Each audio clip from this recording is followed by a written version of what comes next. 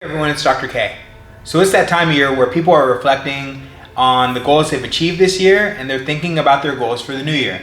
And so I thought it'd be fun to have a discussion on what kind of great characteristics I believe are important when you're trying to find a new gym for yourself. You know, I've had this conversation a lot recently, and I usually get this question all the time throughout the year. You know, people are excited, they're making progress with me from a clinical standpoint, they're looking to continue their fitness wellness, and so they're looking how to expand on that. So let's take a deep dive into these characteristics. You know, the first thing we want to look at is their coaching style. You know, in terms of coaching, we have to identify if we have coaches that are coaches or coaches that are cheerleaders. Now, realistically, I want to see a combination of both in my coaches, but what I want to see is that the coaches really take their role seriously.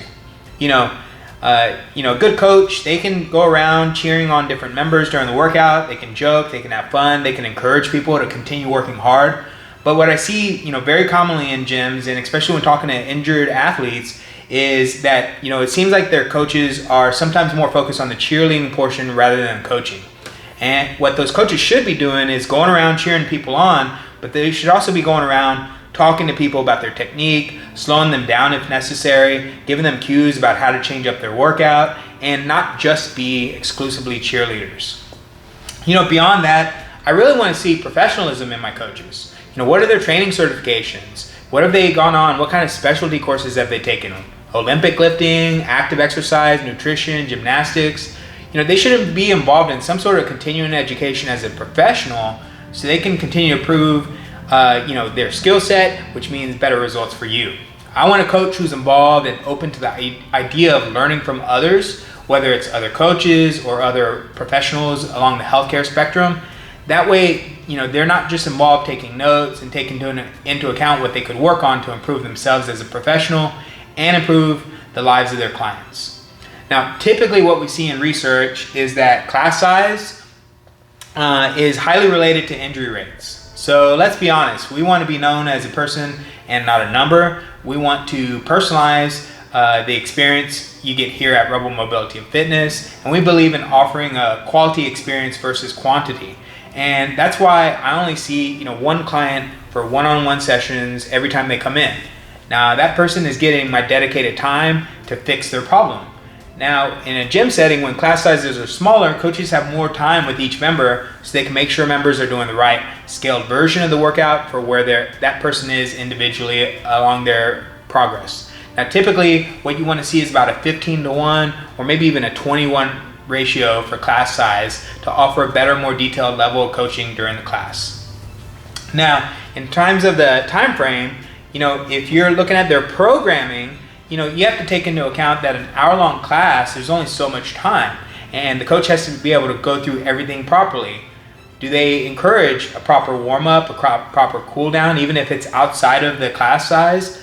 What's the intensity like? You can't be going 100% intensity 100% of the time. It's untenable, and that's usually when people get burnt out and they come see me.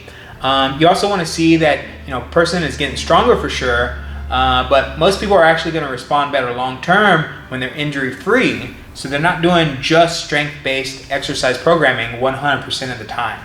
There's variety in that programming to mix it up, so there's a right skilled version of that workout. Is there a cool down that's being promoted? What about any maintenance and recovery work at home? How do you prevent an injury from happening in the first place? Those are the things that they should be taking into account for their programming. Now, what about all the supplemental stuff on the side? Is there any time for the coaches to actually, coach the movements for the class of the day? Are they giving you resources on recovery, nutrition, sleep, stress, breathing? These are all foundations that are in a well thought out programming for health and wellness, and do they have access to experts for you to help fill in the gaps when necessary? The final thing that I would talk about is the community that a gym can inspire. Now every gym typically has a pretty strong community. Now that group of people, they love working out together, and when I say a community is a community, that means that they're evenly matched in their needs as well. So where are you on your fitness journey? If you're looking for general conditioning or exercise, you may be a better fit for some gyms versus one that has a highly competitive environment. Now, if you're farther along in your fitness journey then maybe you are looking for a lot more advanced workouts and a lot more volume and a lot more intensity and competition. And that's going to be a completely type of different gym that you're looking to join.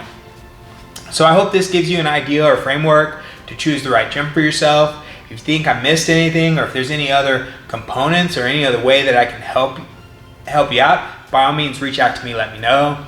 I'm celebrating your success already. Stay strong, inspire others.